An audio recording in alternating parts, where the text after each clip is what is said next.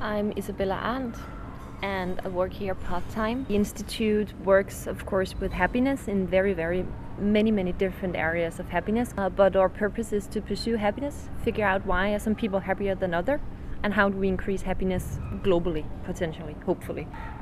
We distinguish between happiness and job satisfaction because we think that's two different things. But of course, having a high amount of job satisfaction will increase happiness.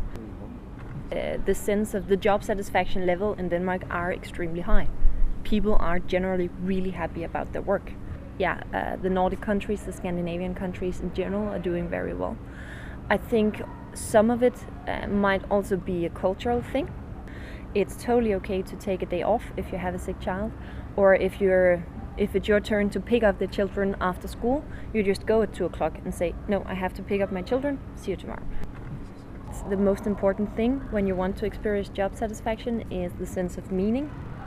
So I think it's very important to understand that the sense of purpose doesn't depend on where you're working or what you do. It's often just to understand that you're hired here for a reason. We need you. And it makes sense that you're here. How to increase the sense of purpose in a workplace?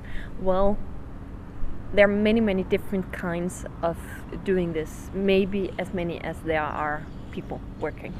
The most important thing you can do, and also the easiest thing you can do, is to just remind people, why are they doing this? Why did I hire you?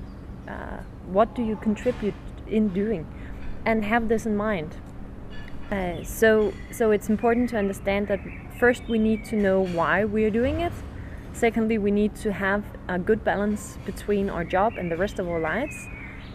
And along the way, of course, we need to have a good relation to our colleagues.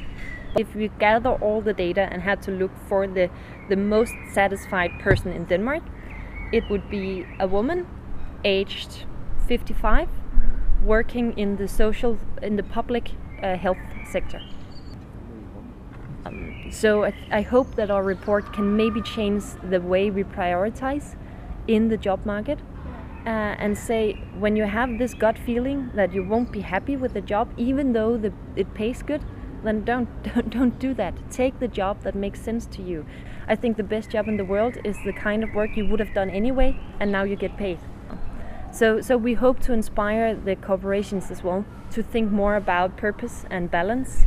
Instead of just say, we'll pay you if you work extra hours, maybe don't pay them, and that your employees turn off their phone at 5 and go home. Because they will turn back next Monday a lot more happy than if they had to stay.